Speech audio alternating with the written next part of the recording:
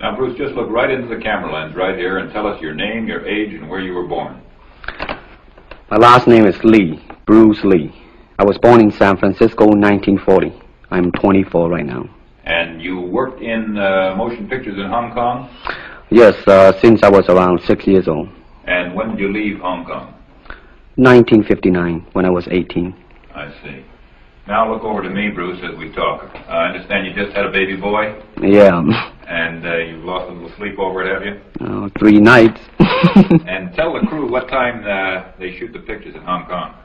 Well, it's mostly in the morning because it's kind of noisy in Hong Kong, you know, around 3 million people there. And so every time when you have a picture, it's mostly, say, around 12 a.m. to 5 a.m. in the morning. I see. They'd love that there.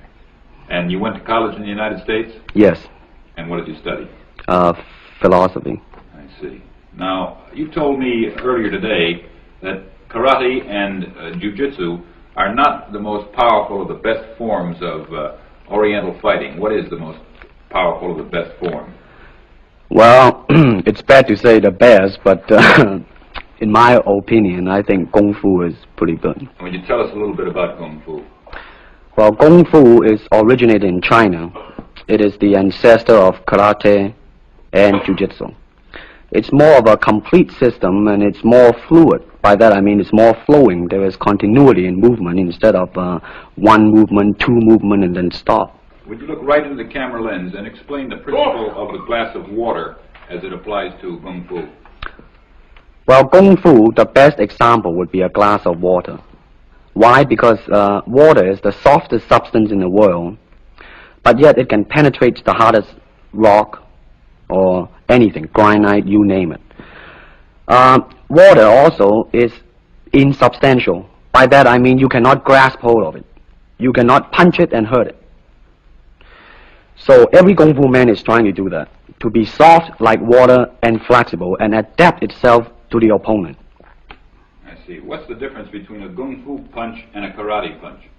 Well, a karate punch is like an iron bar, whang.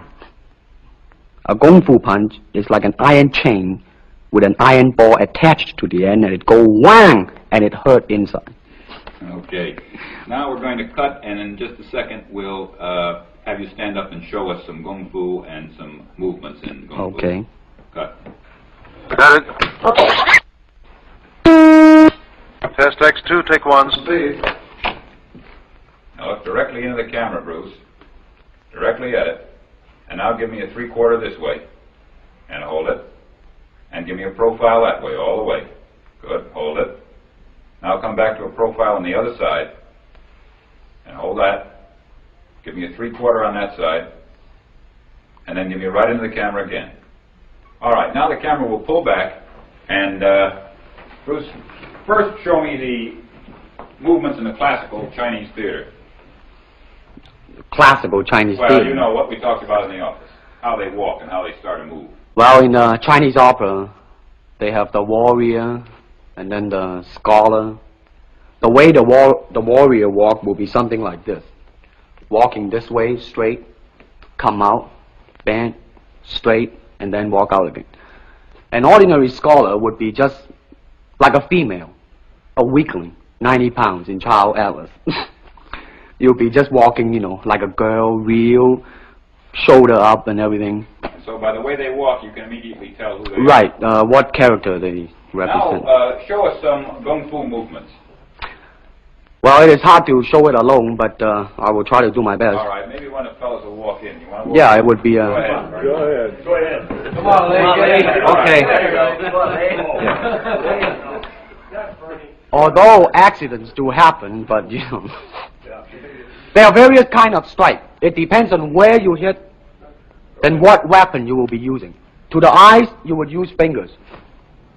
Don't worry. To the eyes. Or straight at the face, from the waist, everything on.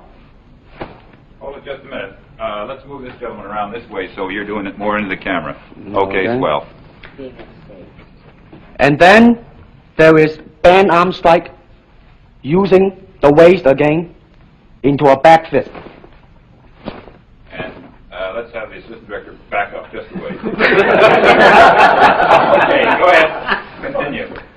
And then, of course, Kung Fu is very sneaky. You know, the Chinese, they always hit low. From high, go back to the groin. Don't worry. Now turn around the other way, would you, Bruce? Oh, okay. Yeah. And, Would you want him to? yes. Cross These are camera just forward. natural reactions. That's Right. That All is right. natural. Right into the camera. Cheat into the camera a little bit and show this again. All right. Go ahead. There is the finger jab. There is the punch. There is the back fist and then low.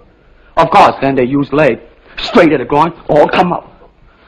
Or, if I can back up a little bit, they start back from here and then come back. All right. It's kind of worried. He has nothing to worry about. Now, No. once again, show us how a good Kung Fu man would very coolly handle it and walk away, rather than get involved in a series of actions. Cut it. Sound. Okay.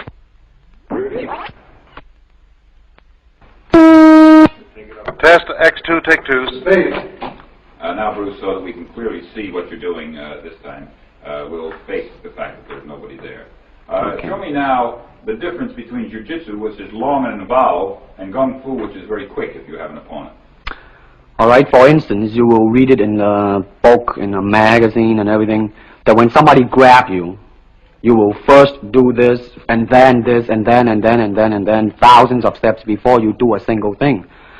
Of course, these kind of magazine would teach you to be feared by your enemies and admired by your friends and everything. See? But in Kung Fu, it always involves a very fast motion. Like, for instance, a guy grabbing your hand. It's not the idea to do so many steps. Step him right on the instep. He'll let go. This is what we mean by simplicity. Same thing in striking and in everything. It has to be based on a very minimum motion so that everything would be directly expressed. One motion. And he's gone. Doing it gracefully. Not to go, yelling and jumping all over him, but to do it. Excuse me. That's it. Okay. Now, show me once again just a few movements there. Well, Kung Fu can be practiced alone or with a partner. Practicing alone, they involve forms.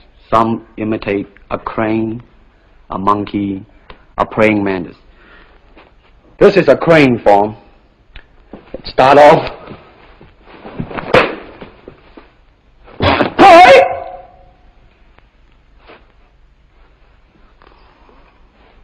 This is one of the movement involved. Show us one more movement, and then we'll be all through. Okay, I'm glad to hear that. They have the tiger that start like a tiger, using claw to claw the face, or the beak of the crane to the eyes move.